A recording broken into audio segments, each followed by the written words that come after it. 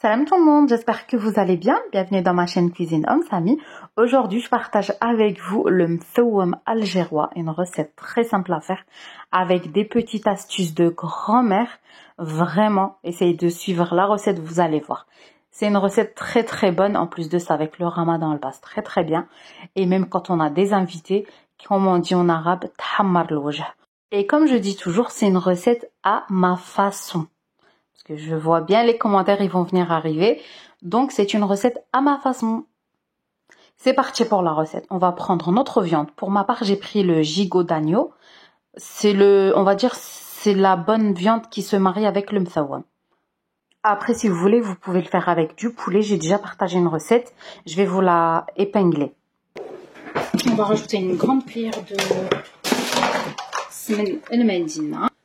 Hop, on rajoute une bonne cuillère de semaine. On va laisser fondre un peu. Rajouter la viande qu'on a préparée. Et par contre, là, on va laisser la viande mijoter. Vraiment, c'est le secret pour avoir un très bon goût dans les tagines. Surtout le mthouam, il faut vraiment laisser mijoter à fond pendant à peu près 5 minutes s'il faut. Le feu, il faut qu'il est moyen. Il ne faut pas mettre le feu très fort, ça sert à rien. On laisse bien mijoter et on tourne à chaque fois. Là, je vais venir tourner ma viande. Il faut la surveiller, il ne faut pas la laisser sur le feu et l'oublier, comme ça elle ne va pas brûler, tout simplement. Donc, je tourne ma viande. Voilà, là, ma viande, comme vous voyez, elle devient presque dorée, j'ai envie de dire. Là, je vais venir mettre un oignon, mais un petit oignon que j'ai haché. Si vous êtes nouveau, n'oubliez pas de vous abonner, je poste régulièrement des recettes simples et rapides. On va mettre les pois chiches que j'ai déjà trempés dans l'eau. Si vous avez les pois chiches dans les boîtes, là, vous les mettez vraiment à la fin, il ne faut pas les mettre maintenant. On va mettre un petit bâton, vous prenez le plus petit que vous avez. Vous le rincez et vous le mettez. Il faut le rincer. Voyez, comme ça on n'a pas, en fait, si vous mettez la cannelle en poudre, en fait la sauce elle va devenir noire.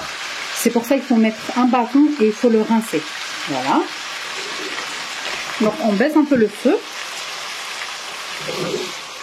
Voilà, vous baissez le feu et on va encore laisser mijoter pendant quelques temps. Voilà, vous mélangez bien. Et on laisse tout ça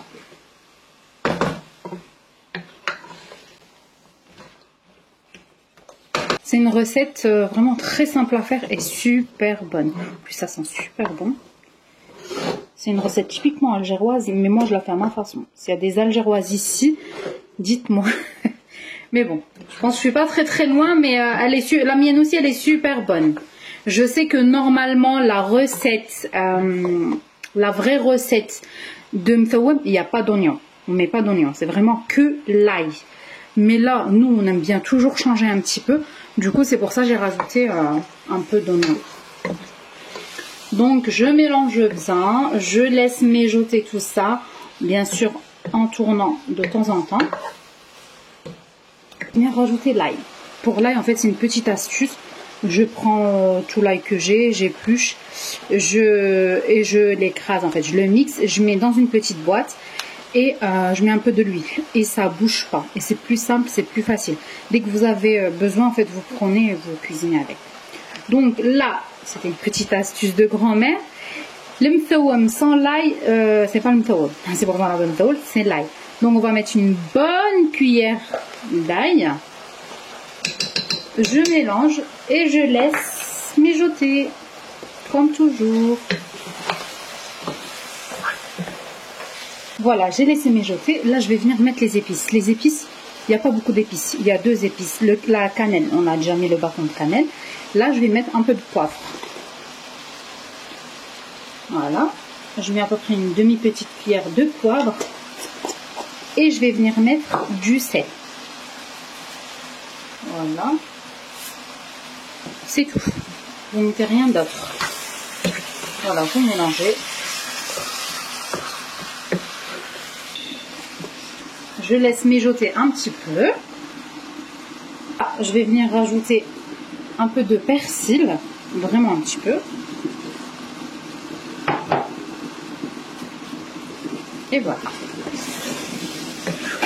On mélange. Pour la petite astuce, pour avoir une bonne sauce onctueuse, on va venir rajouter une petite cuillère de farine. Vraiment une toute petite cuillère de farine. Comme ça, on n'a pas une sauce très liquide. On a une sauce bien onctueuse, belle. Voilà. Une petite eau chaude, on va mettre à peu près 1 litre. On va couvrir la viande. Vous voyez? Et je vais vous donner une petite astuce pour comme ça votre viande elle va bien cuire plus rapidement, j'ai envie de dire. Voilà. Vous voyez, là je vais mettre le feu à fond. Là je vous montre une petite astuce de grand-mère. Super simple, très sympa.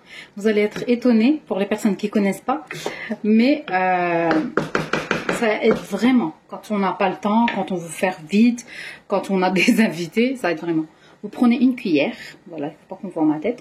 Vous prenez une cuillère et on va venir la mettre à l'intérieur. La viande, elle va cuire plus rapidement et elle va être tendre, vraiment. Je couvre et je laisse cuire à peu près 25 minutes à 30 minutes. Là, on va préparer les boulettes de viande hachée. C'est très simple. On va prendre la viande hachée, vous prenez la quantité que vous voulez. Moi, j'ai pris, je crois, 200 grammes, pas plus. Là, je vais mettre persil haché. Voilà. Moi, j'aime bien mettre du persil. Après, si vous aimez pas, c'est pas obligatoire, j'ai envie de dire. Voilà, je mets un peu de sel. Je vais mettre un peu de sel. L'ail, je vais mettre voilà. Je mets beaucoup d'ail parce que c'est le mthawam. Et le mthawam sans l'ail, c'est pas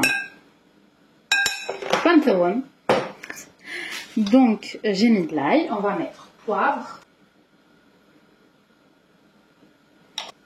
Je vais venir mettre la chapelure.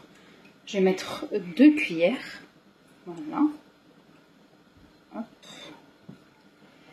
Et un œuf normalement. Mais moi, je vais pas mettre l'œuf complet parce qu'il est grand. Donc, je vais mettre que la moitié. Donc, je vais mettre que la moitié. Et on verra bien. De toute façon, c'est sec. On rajoutera. Personnellement, je travaille avec mes mains. Si vous n'aimez pas, vous mélangez avec une cuillère. Ou sinon, vous mettez des gants. On mélange bien.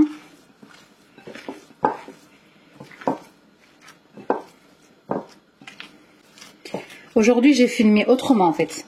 En filmant, j'ai parlé, j'ai expliqué parce que c'est le calme, il n'y a pas les enfants.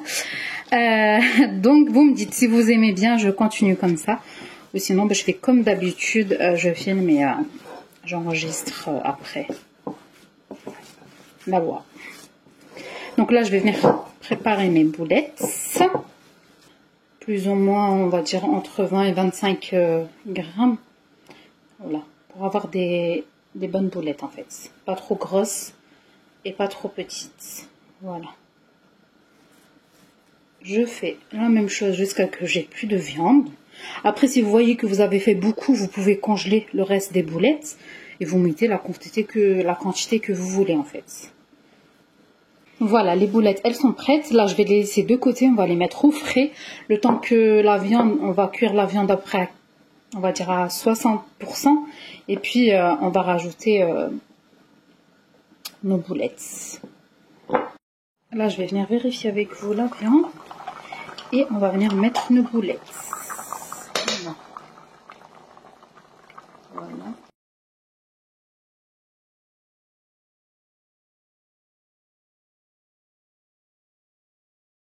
On va baisser le feu et on va laisser cuire tranquillement jusqu'à que ma viande est bien cuite. Vous voyez,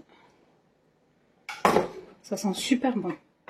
Et voilà, après la cuisson de mon tagine mthawam, on va venir le présenter. Vous mettez un peu de persil au-dessus. Moi, j'ai mis des tranches de citron pour la déco. Et notre recette d'aujourd'hui, elle est prête. J'espère vraiment que vous avez apprécié la recette. C'était un petit peu plus long parce que c'est détaillé avec des petites astuces. Mais sinon, c'est une recette très simple, très rapide à faire et super bonne. Vraiment.